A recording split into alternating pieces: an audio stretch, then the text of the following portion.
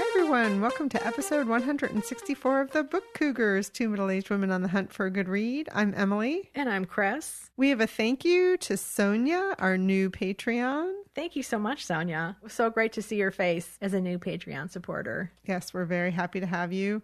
And reminder that we are starting to do a Patreon-only book giveaway once a month. We will still be doing our every 10th episode giveaway to anyone who's a newsletter subscriber. Once a month, we're going to be giving away a different book to people who are Patreons.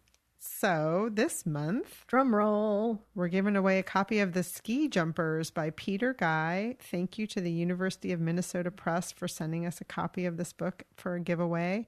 For those of you who have been Booktopians, you might recognize Peter's name. He was, I believe, in Petoskey one year. This book's a little bit of a departure. He's writing about, semi-autobiographically, he was a ski jumper until he was 19. And this is about someone who was a ski jumper turned writer who's looking back at his family life. Awesome. I can't wait to dig into that one. I love ski jumping. It's one of those sports that I always get hooked on when I come across it on TV or look forward to the Winter Olympics to watch that. Me too. So if you're a Patreon by the 15th of September, you'll be automatically entered to win. Indeed. So Chris, what are you currently reading? Well, I'm currently reading How to Read Now, which is a hot book. It is by Elaine Costello. She's the author of America is Not the Heart as well, which is a book I did not read. This one, wow, it's a collection of essays about reading and not what you would maybe think it is. She's really going after some of the assumptions we have about reading and readers. I'm not going to go into great detail about this one because it is on fire. In fact, the cover on the word now, the O is a bomb.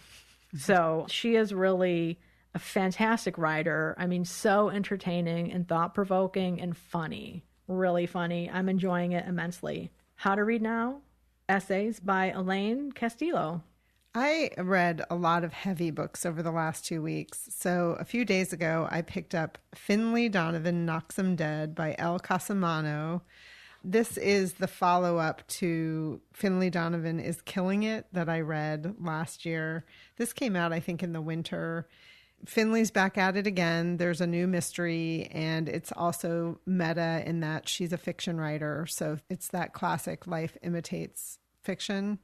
So she's kind of wrapping up things that are happening in her real life into her fiction that her editor is demanding she get to her. It's really fun and funny. She's a good writer, very light. So again, this is called Finlay Donovan Knocks 'Em Dead, the second book in her Finlay Donovan series. Very cool. I know that name sounded familiar. Yeah. Well, I'm also reading a book called Finding Dora Maar, an artist, an address book, a life. This is by Bridget Benkenmoen, and on the cover says it was an international bestseller. I did not know, I should say, who Dora Maar is. She was a photographer and a painter. Unfortunately, she's mostly known, I think, until recently anyway, as Picasso's lover, one of his lovers.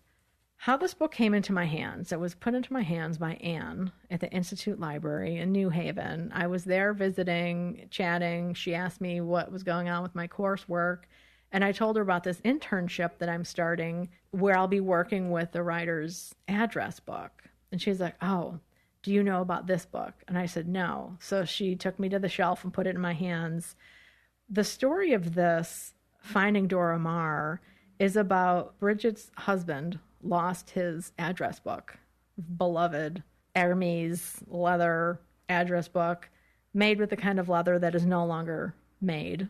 So he ended up having to buy a used one. So when it arrived from the seller, she, Bridget, started looking, and tucked in the back, she finds this list of addresses. And she starts reading the names, and she's like, what? These names are all famous painters and artists from 20s, 30s, 40s, and beyond France.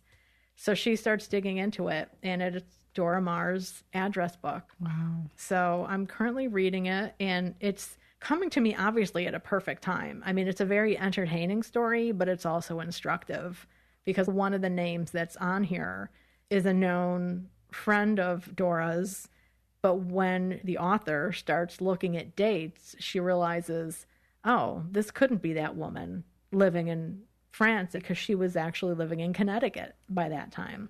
So who was this person? So she's like, assume nothing. Good advice for me, who's going to be embarking on that project soon. So again, that's Finding Dora Maar by Brigitte Benkenman.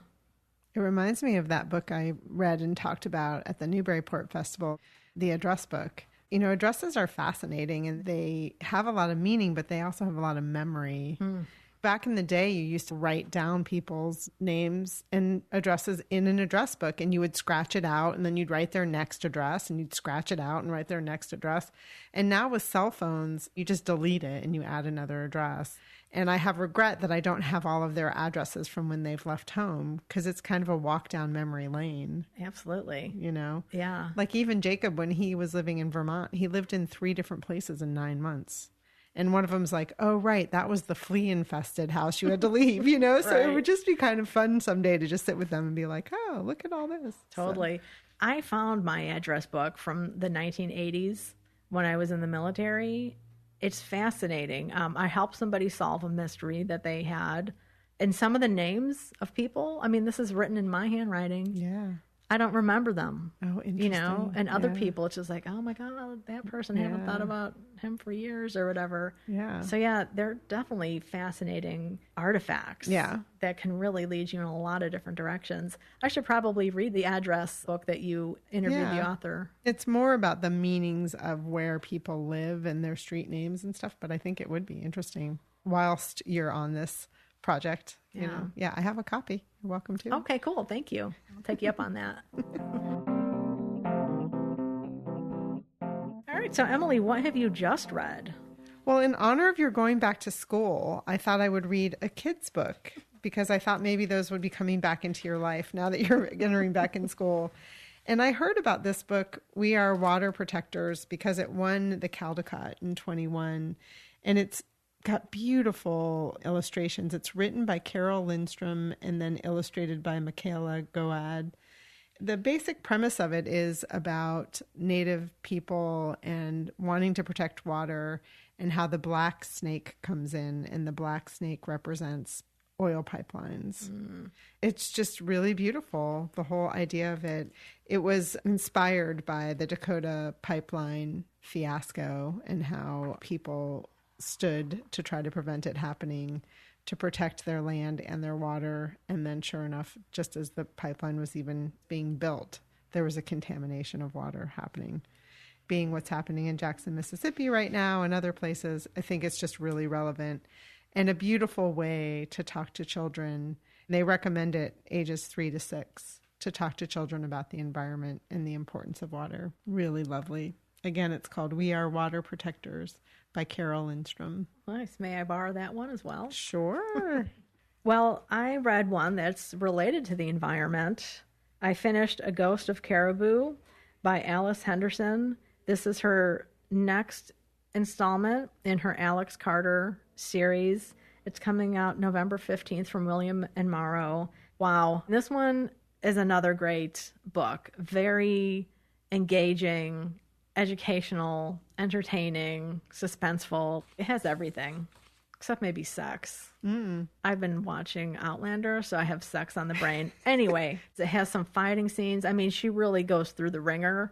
The premise of this one is Alex has finished up her latest study, which was way north with polar bears, and now she's in Washington. She's going to be trying to figure out if mountain caribou are back in the area. That's her mission. There are cameras set up. They think there might have been one sighted. They're not sure, so they have cameras around. But Alex is coming to spend X amount of time there to do some tracking, to put up more cameras, to do what she does as a wildlife biologist, trying to figure out the health of a population or if a certain animal even exists in an area. She comes upon some odd booby traps. She's not sure. Some of them seem really old and others not so much. There's a case of a woman ranger who had gone missing, and this is kind of at the very beginning. Her body turns up at the town square, Yeah, Emily's making big eyes at me, like, it is intense. There is violence. Alex really kicks ass, and there's a character from the last novel who's in this one as well.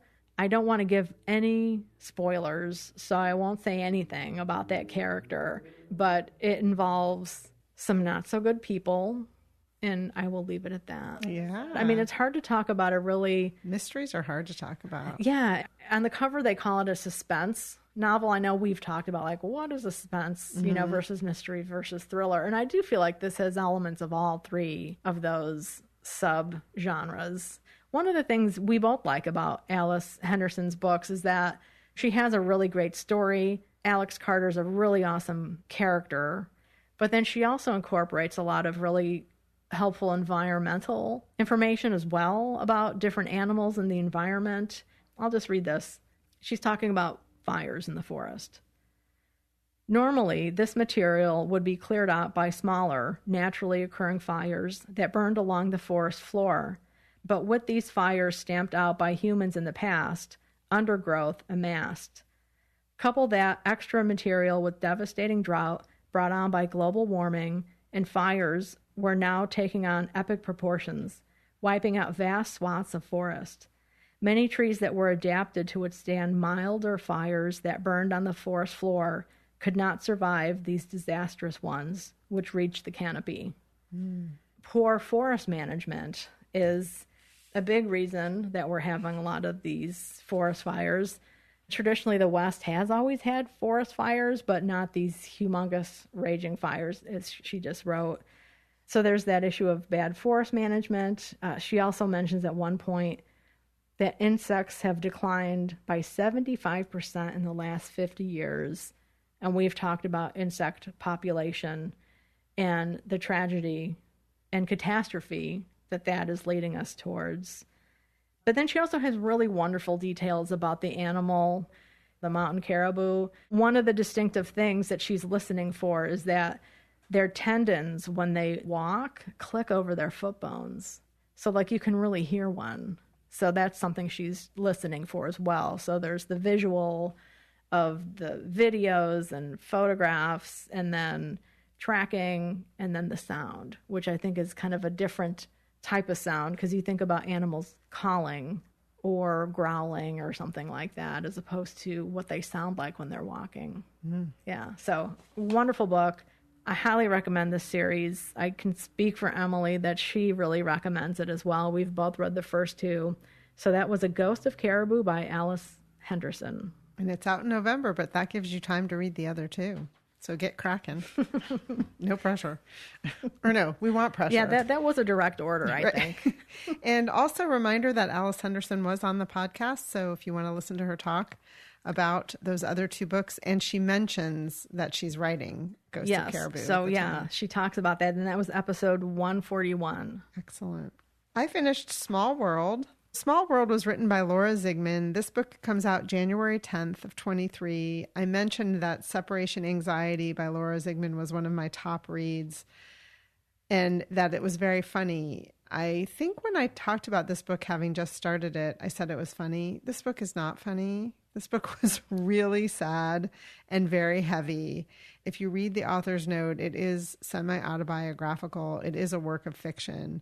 But Laura Zigman and her sister lost a sister when they were little. She had a rare bone disorder. This book is about two sisters who are now adults living together and reflecting back on their lives after they've both had divorces, and about their sister's death. They had a sister that was, at the time, they referred to as retarded. Now we would say developmentally delayed, who was put into a home eventually and died of the flu within the year of being there. And their mother had been very devoted to their sister living a life that was full and rich. And so she really fought for the rights of disabled-bodied people. The book is about what happens then when you're the able-bodied sisters and you really just don't want to take up space in the family, that a lot of the time and space is taken in the parents' lives helping to take care of this child. And then what happens after their sister dies is it's not really talked about. And the parents' marriage falls apart. And these two sisters kind of make their own way and feel like there's a lot of pain and sadness that they haven't been able to digest. So here they are as adults working on that. It was very heavy, very sad, very well written. And the one part that was kind of fun, I wouldn't go as far as to say there's humor, but there's a site called Small World. That's what the name is based on. That's like a neighborhood site where you post things that are going on in the neighborhood. And one of the main characters, Joyce, takes these posts and she makes her own found poetry out of them. So that's really interesting and poignant, the poems that she makes. You know, I enjoyed it, but it was a heavy read. I didn't want to mislead people when I implied that it was funny. It's really about the toll that unprocessed grief takes on these two adult sisters. Small World, Laura Zigman, out January 10th. It's kind of hard when you first start reading a book, what you say about it. Because overall, then, it has a different impact. Yeah. Especially sometimes, you know, in our currently reading, it's a book we picked up and started reading the night before. Right. I think that was the case with this one. Yeah. I read Are They Women? A novel concerning the third sex. It was written by Amy Duke, D-U-C. She was a German writer, and this is edited and translated by Margaret Sonser-Brie and Nisha Komatan. This was a book that was originally published in 1901. It's considered one of the first lesbian novels ever written. This is a really cool edition because it has explanatory essays in the beginning, and then it has some contemporary reviews, which are really powerful. I've dipped into them a little bit, but I can't say that I read them fully. But I did read the novel, which is short. Like, it is more of a short story than a novel. It opens in a college town. So it's this group of women who are in college. They come from different backgrounds. Some of them are lower middle class, a couple are wealthy, and they are a group of lesbians or women who are trying to figure themselves out. And, you know, you think about this 1901, the sexologists who started categorizing sexual behavior and labeling some things good and other things bad just started writing in the late 19th century. It's less of a story that would be considered a novel today. It has a lot of political weight behind it. I wouldn't call it a political tract at all, but there are a lot of info dumps about some issues and arguments that are being put across, and others are produced through conversation, like more contemporary novels are. One of the things I thought was really fascinating, and one of the arguments made, is that people need to understand who they are sexually before they enter marriage, so they don't become stuck in a soul-sucking situation and can actually have a happy marriage. The argument is that people should have the time to figure themselves out before they do that, so that people who are more disposed to be married can be married and have a happy marriage. One of the characters was married. She's a woman married to a man for 3 years, and she regrets that time lost and that she wasted 3 years of his life. And I thought that was a really great point for 1901. It's not something people would disagree with today. So this is from the novel. Had, for example, some sympathetic soul recognized and warned me in time, I would not have robbed my former spouse of 3 years of his life, and I would not have wasted that precious time. We can measure the agony that women such as we encounter in marriage. If she is not sensual, even the normal woman suffers under the physical aspects of the conjugal bond. Such a marriage murders the soul. And she goes on from there and talks really about how marriage is the foundation of the state and how the state has so much invested in this and people just shutting up and marrying. And she says that people are poorly hidden behind the civilization's magic cloak of morality. So it's pretty powerful at times. Again, it's not a story that we would consider a novel today, but I thought it was quite fascinating for the time period. And I appreciated that you have this group of women back then who are based on a group of women that existed, and how relevant it is to, like, my life. For example, like in the 1980s when I was in the Marines, a whole bunch of women from different areas of the country and different socioeconomic backgrounds, different ranks, would find each other. And we would have these little enclaves of friendship groups in that way. It's surprising what can be relatable from over 100 years ago. Yeah. Even though it's a very short story and it's about making a political argument, it is also, I think, a really inspiring story about a group of women who are trying to pursue their independence, their intellectual interests, and their love interests as well. I think it's still a powerful story for that. So again, that was Are They Women? A novel concerning the third sex by Amy Duke. And it came out originally in 1901. This is the first full English translation of the book, and it is based on the 1901 first edition. Apparently there were multiple editions. And I might talk more about this book in the future after I read some of the introductory materials and reviews. But this is a wonderful edition. It's from Broadview Press. If you are into women's history, LGBTQ issues, I highly recommend it. Awesome. I was thinking about when we posted a picture of it on social media because it was Chris's Friday Reads. Mm-hmm. And when I was researching it, it made me think about our conversation with Fiona Davis. I think it was the Lions of Fifth Avenue, maybe, when there was the group of women that were meeting around the corner. I mean, it was a totally different time period, yes. But it reminded me of that. That was the group in Greenwich Village. And there's a new book out about them. Right. That looks really good, too. Yeah. We talked a lot about it. And so it made me think of that. But then I looked at the date and I was like, oh, totally different time period. But really, not that much later, mm-hmm. because the New York Public Library opened in the late 1800s. So it would have been around this time period. Yeah. Okay. Same time period. And there are other things in here like bicycle riding and just how bicycles gave women freedom and also exercise, but just so much freedom to go and do what they want to do. Yeah. Interesting. Well, I finished Black, White, and the Gray, the story of an unexpected friendship and a beloved restaurant by Mashima Bailey and John O. Morisano. This is the book that I kind of pushed people out of the way to get to at the Book Barn. I was so excited. It did not disappoint. The book itself is such an interesting design. I'm just going to open it up and show it to Chris. It's got text in different font color and style, and those represent the two different authors because it's a back and forth conversation they're having, the two of them.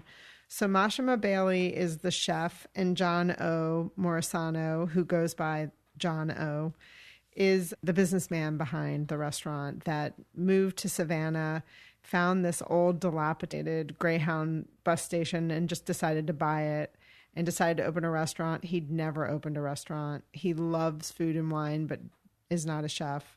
He felt like it was really important to find a female, preferably a Black female chef, to run the restaurant. I don't know how much he knew, but he felt like race was going to be an issue. It was the Deep South. The book is bookended by an event, which was that there was a tragedy where their general manager and Mashima had been out having drinks late at night, were walking down the street, and he was hit and killed by a car. Gosh. And the car was fleeing a gang incident. Oh, wow. So it really brought to the forefront the conversation about race because the restaurant is located not far from a housing project. Yeah. It did two things. I mean, it was a tragedy for the restaurant because he was the beloved employee and a general manager is in charge of everything. And also, it was the first time that Mashima really called John O. on the phone and just was completely devastated and distraught, and it strengthened their friendship and relationship. So John O. decides he wants to write a book, and Mashima's like, hell to the no. I am not interested. I'm a chef. I have 50 million irons in the fire. And so he wrote the book, and then when he asked her to read it, she realized, well, this can't be the book that represents us because my voice isn't here at all. So they took leave and went to Paris. This was right before the pandemic. They took 5 weeks there, just held up in an apartment and rewrote the book together. And it's really enjoyable. There are recipes at the end of each chapter, which of course I loved. But Savannah is also really a character in the book. Mashima had lived in Savannah when she was 6 for a period of time, but both of them are actually really New Yorkers at heart. So I thought I would just read a little portion that's where they're talking about Savannah. Modern-day Savannah is certainly progressive and diverse by Southern standards, thanks to its history as an outlier, the variety of religious groups that occupy it, and SCAD, which is the School of Design. However, its past is also rife with, at best, indifference, and at worst, overt and covert racism. It is the South, after all. Even its diverse religious base was born of intolerance. When James Oglethorpe settled Savannah for the Crown in 1733, the trustees of the colony had 3 distinct rules: no Jews, no papists, and no slavery. These were prerequisites for the utopian society Oglethorpe, a trustee himself, was trying to create in Georgia, named for King George II. But fate, not enlightenment, would intervene over time, eliminating all 3 of these rules. The Jewish ban ended quickly when, in the summer of 1733, 5 months after Oglethorpe settled Savannah, many of his original group took seriously ill. He badly needed a doctor to tend to his settlers. It just so happened that right at that same moment, a ship carrying a contingent of Ashkenazi and Sephardic Jews who were seeking their own freedom to worship had just arrived from England, and one of them happened to be a doctor. Oglethorpe, pragmatist that he was, let them into his utopia, and Mikveh Israel, the congregation they founded, is now a stalwart of Savannah society. The slavery ban, the only one of the trustees' 3 directives that actually tended toward true enlightenment, had no real chance of survival. Economics would not allow it, and in 1750, people did what people in power do and placed their own well-being ahead of the needs of those in positions of weakness or vulnerability. In this case, the weak and vulnerable were the chained Africans who were bought and sold regularly in the slave markets throughout the South. So Savannah eventually had 400 enslaved people recorded living there. So Mashama and John O just go back and forth in this book and talk about the founding of the restaurant, what it's like to run a restaurant together, the things they had to face and come to terms with themselves. And then, like I said, in the back of each chapter, there's a beautiful recipe.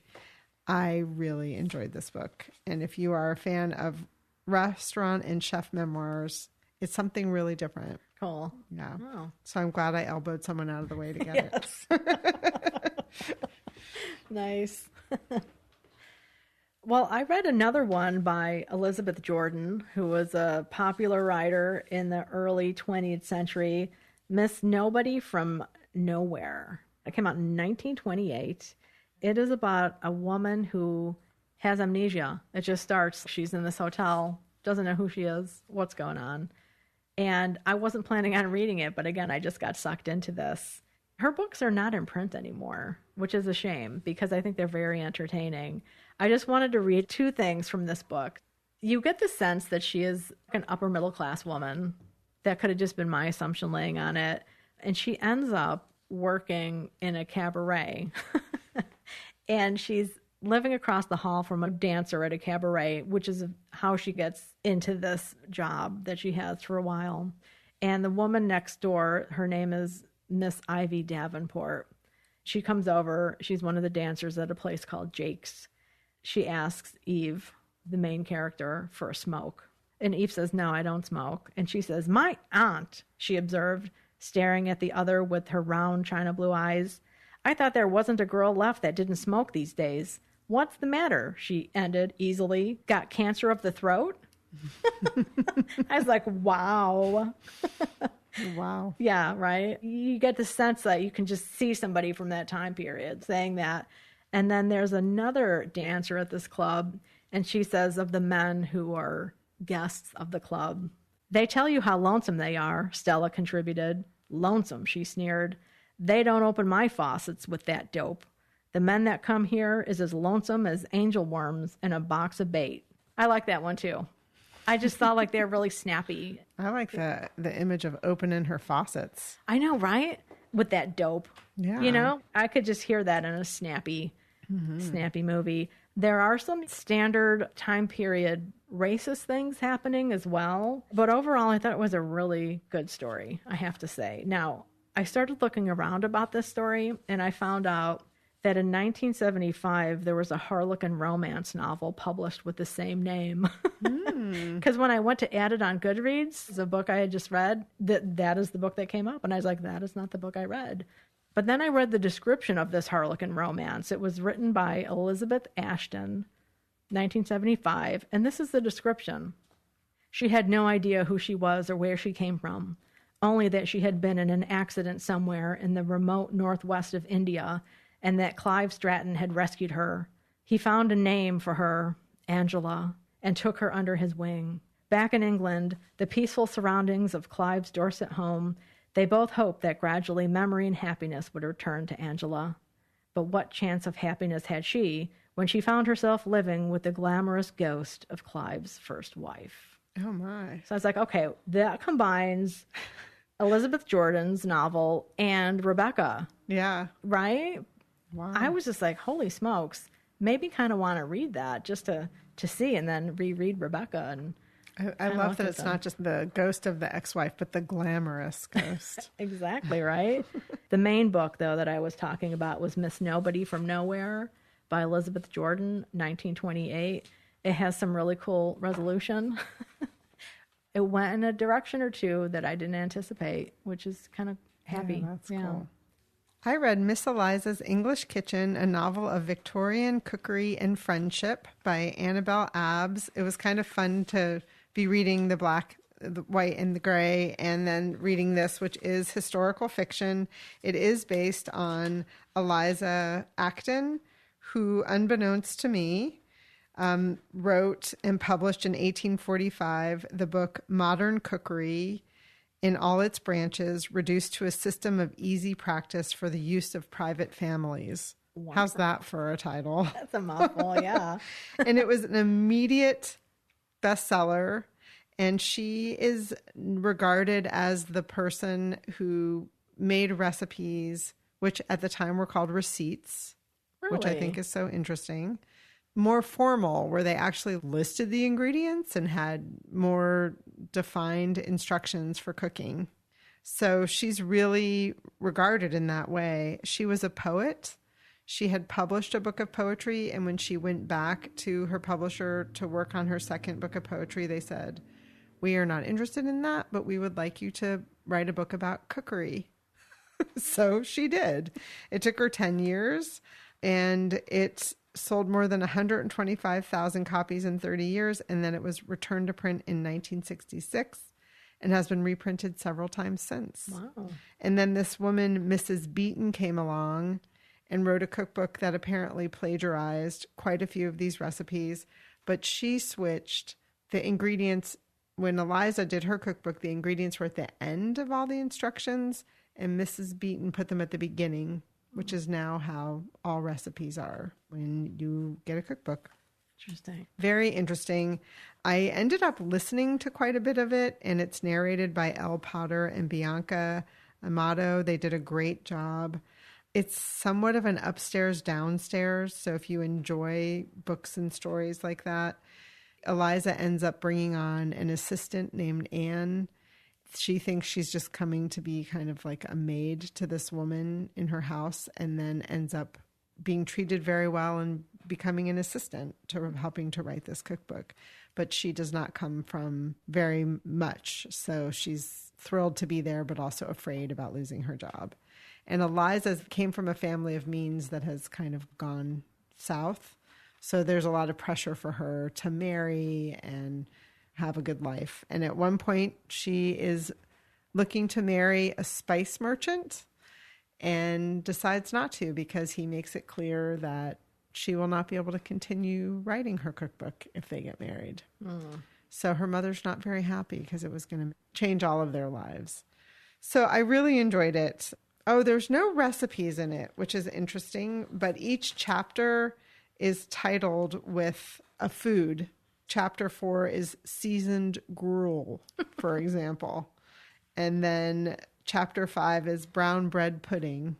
So they will talk about that food, you know, in the course of the chapter somehow, but there are no ingredients. But it did inspire me to want to just cook some foods from back in the day. Like one of the things they talked about was figs with cream and port. Just sounds so good. Mm-hmm. And it was a time in 1835 when new spices were at play and new fruits and things like that. So they refer to things like Jamaica ginger and curry spice. So she was also cooking with things that hadn't been cooked with so much before. I really enjoyed it. And Annabelle Abbs, the author, came to learn about Eliza Acton because she inherited her mother-in-law's group of cookbooks, and her mother-in-law had worked for Good Housekeeping and been involved in the food world somehow. She was browsing through and came across, and she had a copy of this cookbook by Eliza Acton and got very interested in who this woman was. Nice. Yeah. Very cool. That sounds fascinating. And another book about marriage and appropriate joining of two people and how awful it could be if you do marry the wrong person. And how hard it is to walk away. Mm-hmm. It definitely was a lot about women pursuing dreams and being devoted to this dream. I mean, it took her 10 years to write this book. Again, it was called Miss Eliza's English Kitchen, a novel of Victorian cookery and friendship by Annabelle Abbs. And thanks again to the listener that reached out and told me about the language of food and me going on that hot pursuit to realize it was the book that I actually did have in my hands. So thank you for encouraging me to read it. That's awesome. I also finished The Displacements by Bruce Holsinger. This is about a Category 6 hurricane that's coming down in Miami. The main character, Daphne, lives in a gated community. She has a charmed life, a surgeon as a husband, 2 children from that marriage, and her very grouchy stepson from her husband's first marriage, who's home from college. He has dropped out, and he's very grouchy. Suddenly, this hurricane is bearing down on them, and the 4 of them get in a car while the husband is off at the hospital trying to get patients squared away and moved on. And this grouchy teenager, he purposefully did not allow her pocketbook to go into the back of the car. So they get up north in northern Florida to go purchase gas to discover she has no cell phone, no wallet. They're in trouble. So they end up in an encampment, a mega shelter of sorts. And the story takes place post-Katrina, post the pandemic, post-recession. So in my mind, it was like 2025. I don't really know the exact date. So they've learned some lessons. These mega shelters are set up, they're a little bit more ready for these environmental crises, in other words. There's a cast of characters in this book. It is a real testament about climate change, about how you can go from having something to having nothing. And when you end up in these mega shelters, still somehow pods are going to form with different socioeconomic structures of sorts. I mean, people didn't really have anything, but they held on to certain beliefs. It's probably the best way to say it. Their status. Yes, exactly. Or their caste, I guess, as Isabel Wilkerson would say, maybe. Yeah, that's a good way to say it. And they are referred to as IDPs, or internally displaced persons, once they're in this mega shelter. There's a lot going on in this book, and there are little interludes throughout called The Great Displacement, a digital chronicle of the Luna migration. Luna is the name of the hurricane. And those are from all different perspectives, meteorologists, people who were in these mega shelters. It's kind of like a chronicle after the fact of what happened and what's going to happen with climate change in the future and things like that. That's so cool. So it's kind of like documentation of this fictional hurricane. That's so cool. It was pretty cool. And there's also a thread in the story about drugs, because drugs enter the mega shelter and have an impact. And there's also a library that pops up, which it had never occurred to me, first of all, how horrible it would be for people like us to get somewhere and not have any books. Right. Can you imagine? No. So books get donated and they open this little library, and the crabby stepson ends up working there because he was an avid reader. He is an avid reader in the story. And so he's there looking for books, and the librarian encourages him to become someone who works there.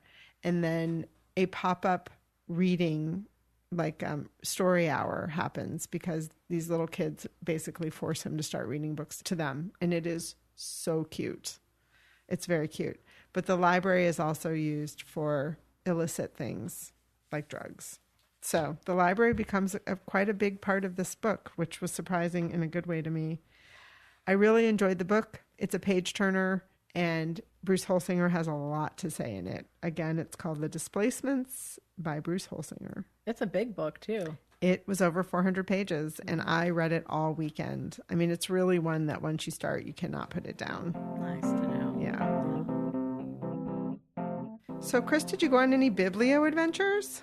Well, I did. I met up with our friend Kate, who lives down in the Bronx. We met at the halfway point, which was Norwalk, Connecticut, at a place where we could eat lobster rolls. Yeah.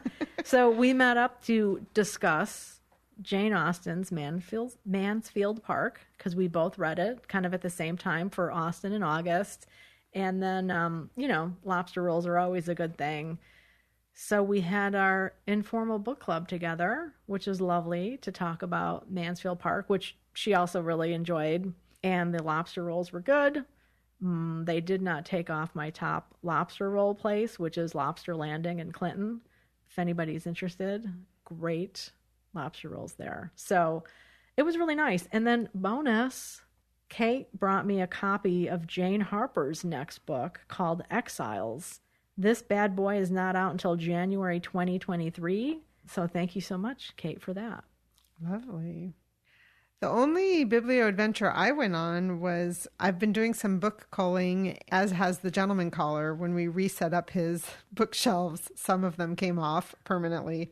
So we've been hitting up little free libraries, which is so fun. We've done some by bike and some by driving around. Cool. The problem is seemingly we seem to take as many as we leave, which is a problem. But I should say he does more than I do.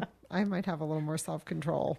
I've also been binging Outlander, the series, because, I never read the books. I was planning on it, but, they're all really big chunksters, and there's a bunch of them. And I know so many people have loved them, my mom and my sister included in that. But Laura being gone every night for rehearsals because her play Magpie is this weekend, I was looking around for something to watch that she wouldn't watch, because there's a lot of blood and gore. Wow. And a lot of sex.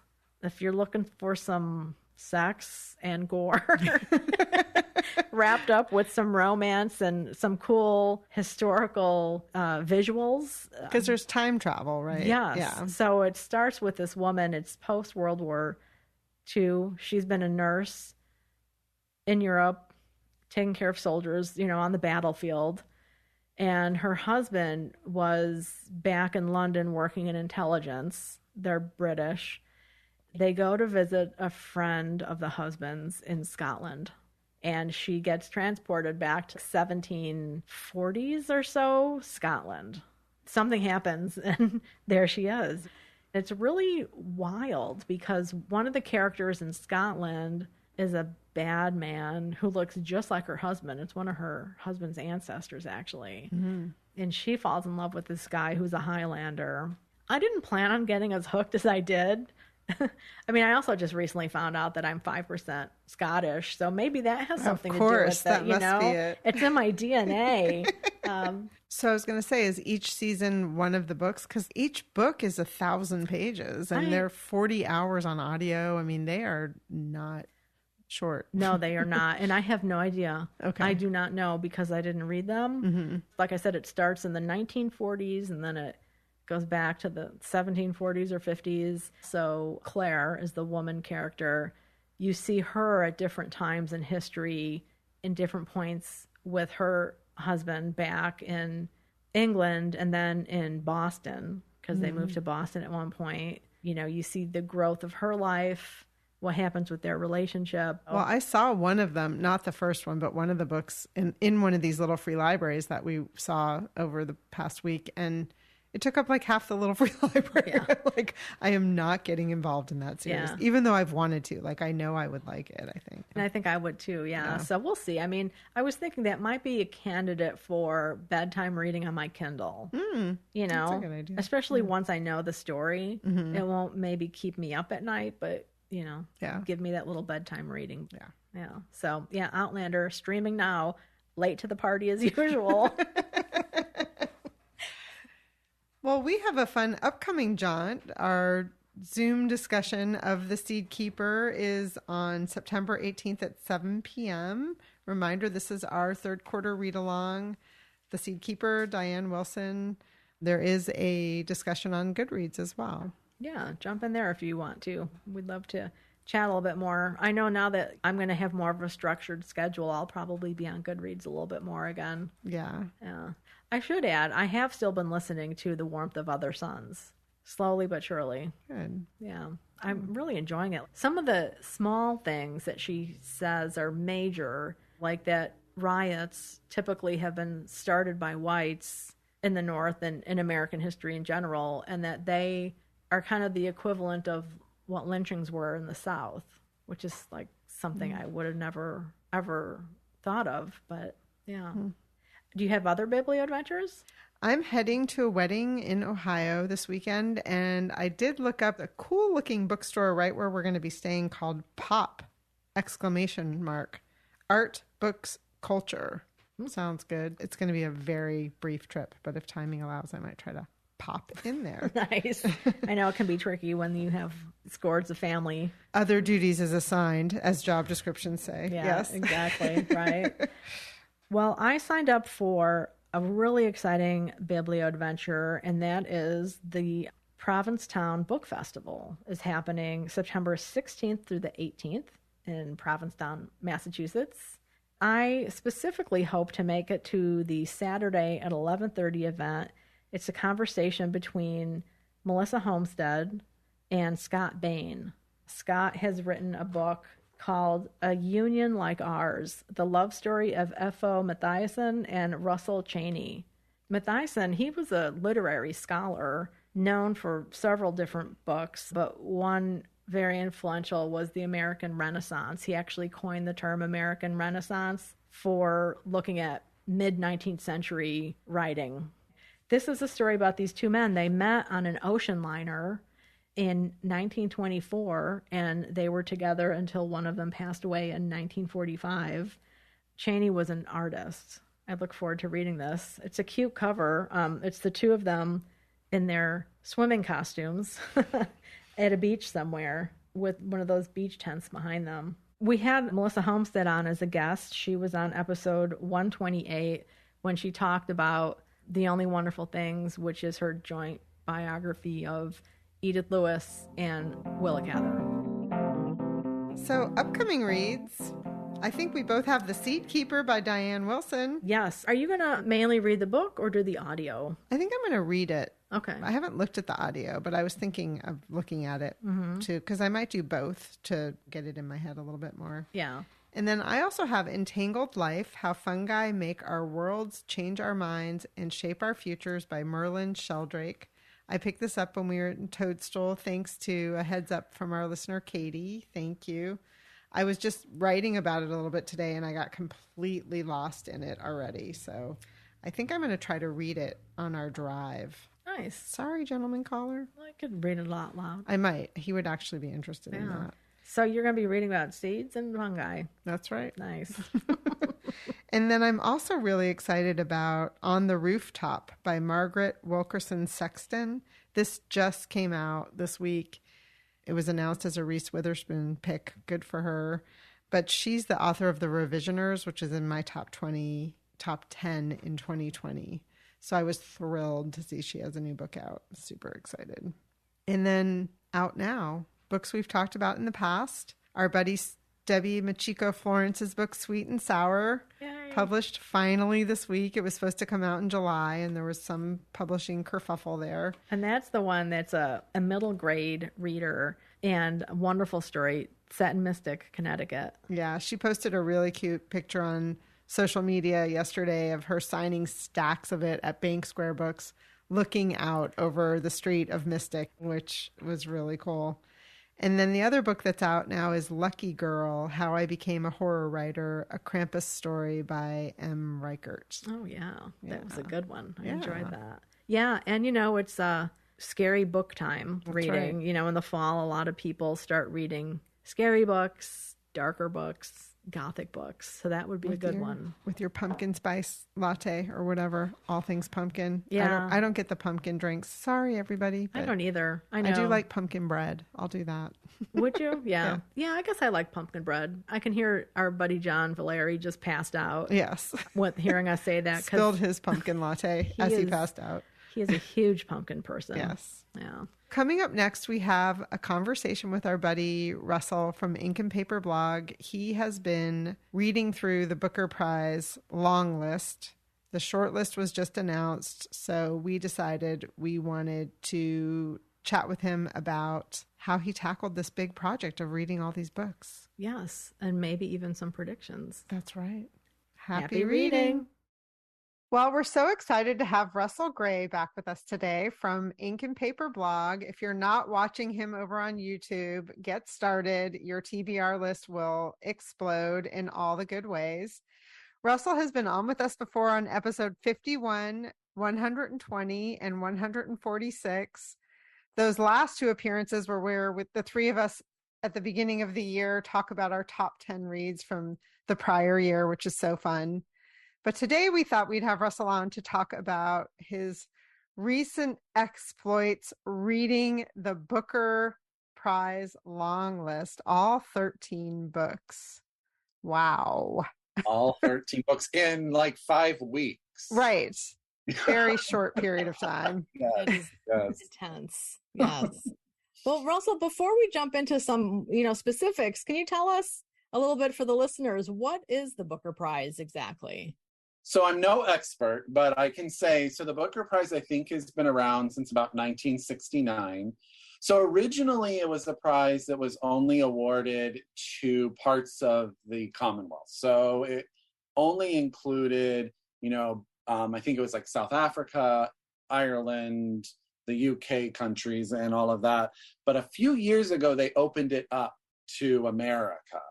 Now, the rule is it has to be a book published in the UK, published in English. So originally written in English. They started the Booker International Prize a few years ago. That's where they handle translated literature. So the Booker Prize, it's gone through many names. It was the Booker Prize for fiction, and then it was the Man Booker, and now it's just the Booker.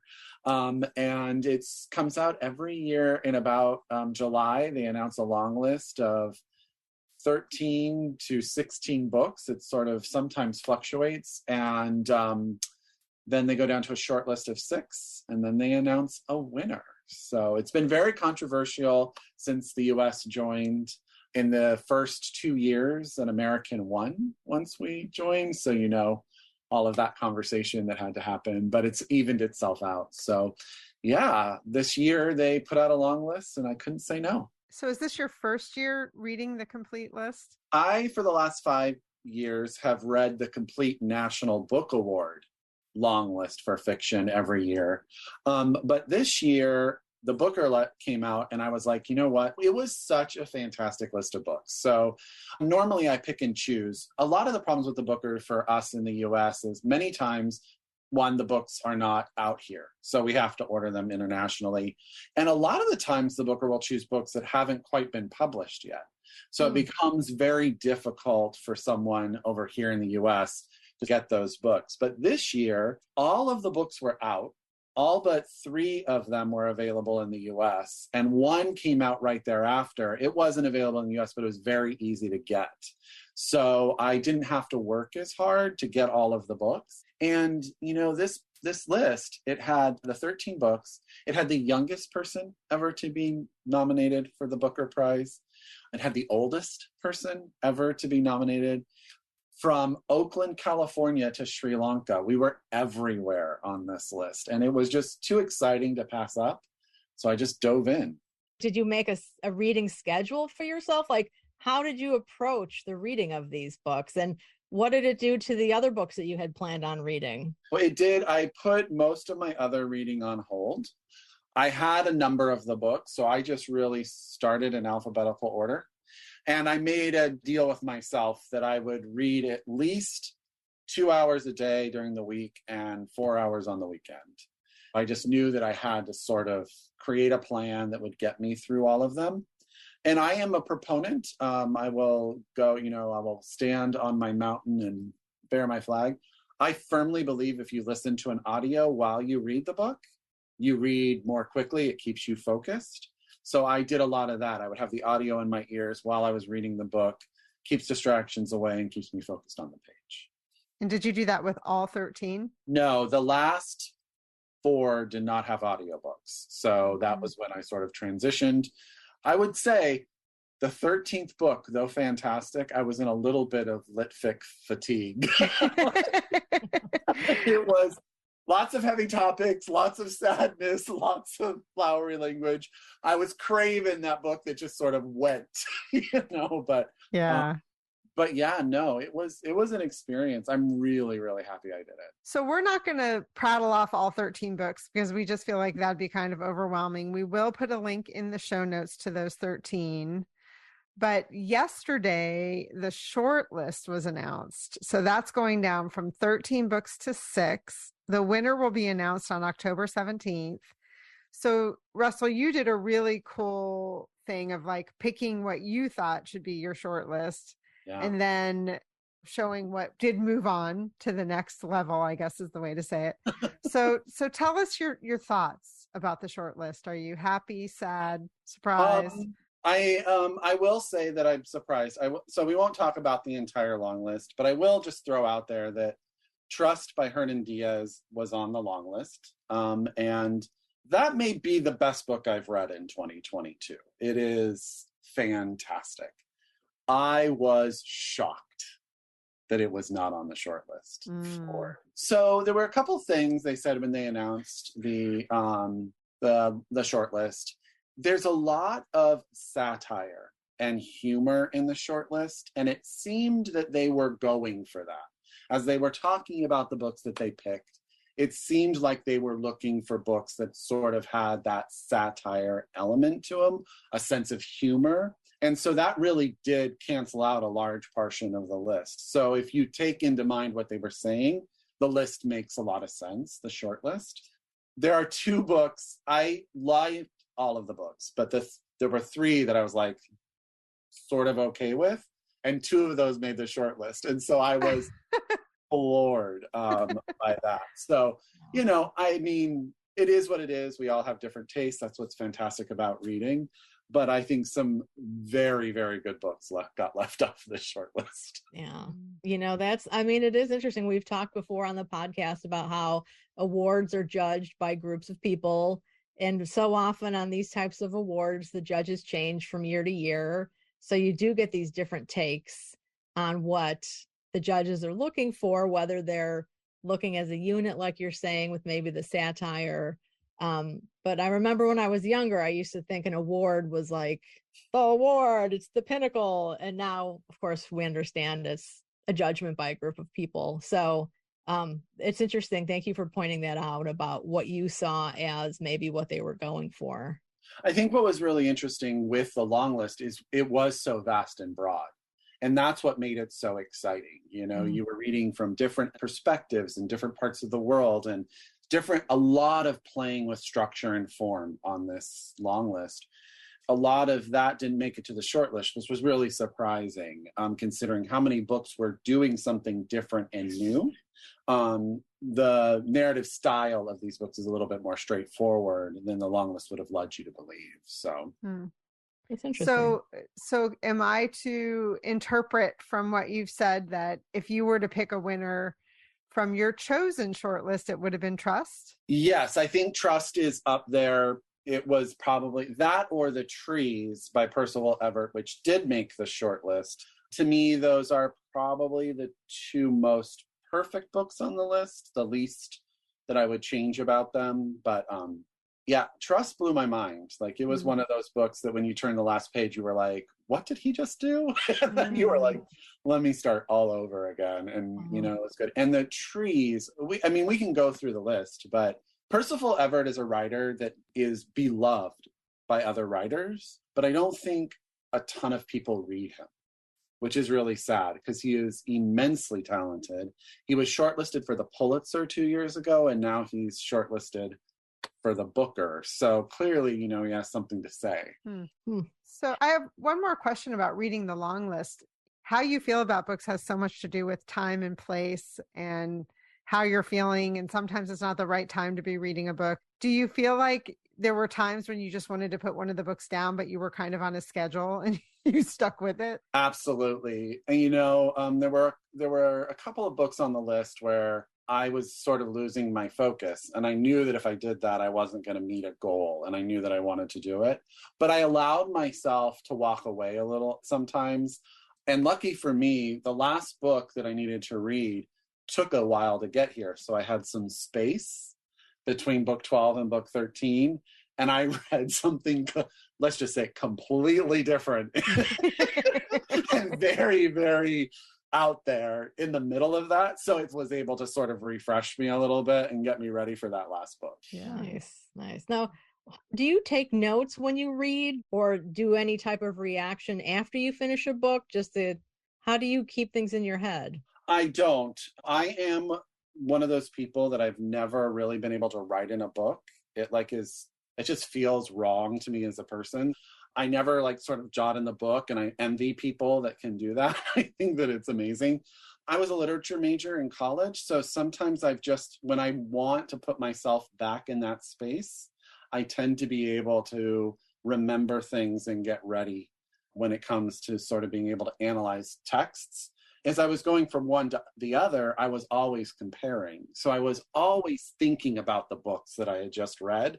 So they were never leaving my mind. So it was easier to keep all of that in my head. That's amazing to me, because when you do your videos on your BookTube channel, you talk about so many books and you remember what they're about. I could never do that without writing it down. It would not work in my brain. Yeah, I tried in the beginning writing things out and it just wasn't authentic for me. It came off very stilted. So I find if I allow myself just to sort of be a reader and give in to that and know that I'm going to make mistakes. I am unapologetically open to the fact that I make errors. So, and I don't hold myself to any sort of high standard, that I just enjoy the process a little bit better. So do you have any feelings about the fact that they opened it up to the United States? Because I know that's very controversial. I do. You know what? I would say that my feeling is I think it is more representative of literature now than it was in the past. Especially if you want to be an award that sort of is the pinnacle of literature in English. To leave out the United States doesn't make sense to me, right? However, I would argue that we have some awards here that need to do the same thing, be more inclusive to foreign voices. Our awards, the National Book Award and the Pulitzer, seem to be very streamed on the "We Are America," the books are American sort of experience sort of thing. So I think we could open up a little bit there. I just think it gives people more to read, more options of great books. So yeah. I mean, the International Booker Prize is not a long list format. They just choose one book. No, it is. It is? Same long list, short list. The same exact process. It starts with 13 books and goes down to 6. Oh, I didn't know that. So that is a fantastic prize to follow as well. But in America, translated literature can be very difficult to get your hands on. And so trying to follow that prize is much more difficult. You have to be willing to order from out of the country and pay a bit more. Okay. In our country, the National Book Award now does an award for translated fiction, right? Yeah, I believe it's 2 years running now. Okay. Yes, we just added it. And which is exciting. It really is very exciting. So. Mm-hmm. Yeah. Nice. Well, I guess it is in the title that it's the National Book Award. Mm-hmm. Yeah. All of these awards, the Booker, the Woman's Prize. I know the Woman's Prize has gone through several different sponsors, so several different names over the decades. Do you follow other prizes? I'm sorry to take us away for a moment from the Booker, but do you tend to follow other lists and prizes? I do, absolutely. I follow I follow the big ones. I follow the National Book. I follow the Women's Prize. I follow the Booker. I'm always a big fan of trying to guess who will get the Nobel, which I'm never right, ever. How can you be? They're so esoteric, you know? It's crazy. So, but and then I'll look at other prize lists, but I'm not as dedicated to them. There are so many amazing prizes out there. If I were to just do that, I would never get any other sort of reading done. Right. Yeah. But yeah, my goal in life is to use books to learn new experiences, to diversify how I understand the world. So prizes can really do that. You know, they can sort of introduce you to authors you may never have heard of or take you to places you've never been. Yeah. Nicely said. So are we allowed to ask you what you think's going to win of the six? I know that your short list didn't get moved forward, but of the short list that is out there. Well, so let me just I don't think I've said the short list. Yeah. Just in case the listeners don't know, there are 6 books on the short list. The first is Glory by Violet Bulawayo, and she is a Zimbabwean author, and it is an animal farm retelling of the 2017 coup of Robert Mugabe out of Zimbabwe. It's a fictional country in Africa where a coup occurs and sort of the taking over. It is very dense, and the satire is like oozing off the page. That is not one I would thought would have been satire. That's so interesting. Yeah, well, so it's one of those things, just, you know, it's one of those books that's so steeped in realism that the fact she makes it everyone an animal in it, so that you start to go, oh, this is unbelievable, until you realize how actual it is, right? And you've seen it in the world. The second book is The Trees by Percival Everett, which is also another satire, but it is about murders that start to occur in Money, Mississippi, and they have a connection to the Emmett Till murder that occurred. People are being murdered, and they're being found with a body of a Black man who looks like Emmett Till, and the investigation into that. Treacle Walker by Alan Garner. He is the oldest person to ever be nominated, and his birthday is the day they announce the winner. He'll be 88, I believe. The prior owner of that title was Margaret Atwood, if you wanted to know. Alan Garner is interesting. So this is a book that did not work for me.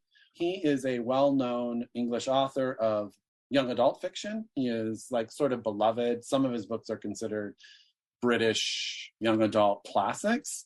This book relies heavily on his own canon and also on British mythology in a way that makes it very inaccessible to those who are not British and know his work.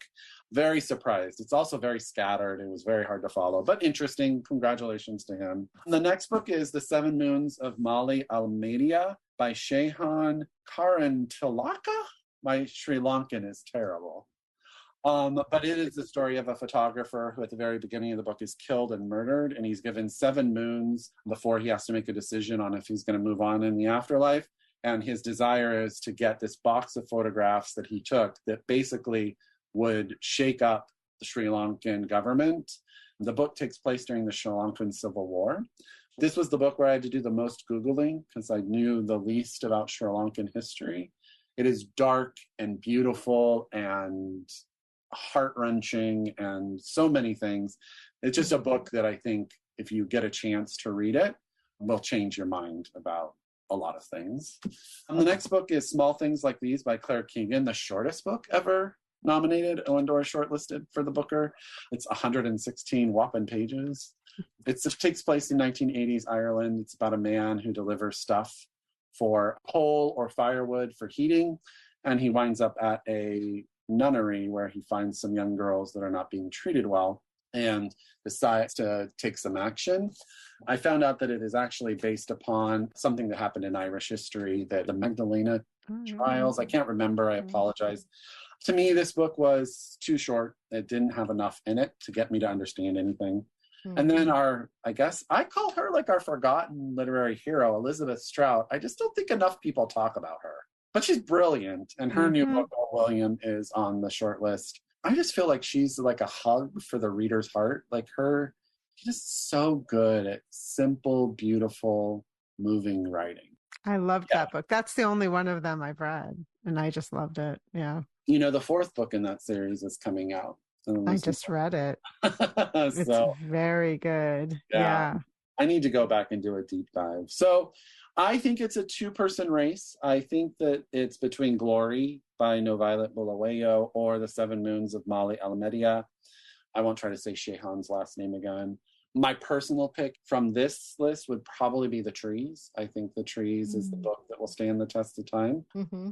But I will say that and the Elizabeth Strout book, 4 fantastic novels. So if any of those won, I would be very, very happy. All right. Very Well, good. thank you for that. I look forward to seeing which one wins. Yeah, October 17th, everybody. And whether or not Mr. Garner wins, he's going to have a hell of a birthday party if he attends the ceremony. I know. Exciting for him. You know, I think for me, the nomination is sort of an applaud to a career well loved in the UK. Yeah. I have many, many thoughts on that, but that's for another podcast. And do you have any plans, like, you know, to watch it? Or I'm not even sure what time it's announced. It might be the middle usually of the night. Announced in the middle of our work day. Work day. Okay. Yeah. So no, but I will definitely be paying attention wherever I may be. That's awesome. Very good. Thank you so much for stopping by to tell us about your experience. And do you plan, you know, like in a few weeks to start reading the National Book Award list? I will be there. I will be reading the National Book Award long list. Let's hope that I've read more of these, because that would be real helpful.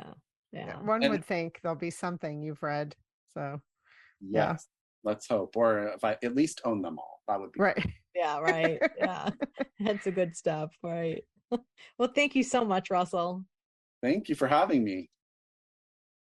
Thanks for listening to The Book Cougars with Chris Wallach and Emily Fine. We'll be back again in 2 weeks with another episode.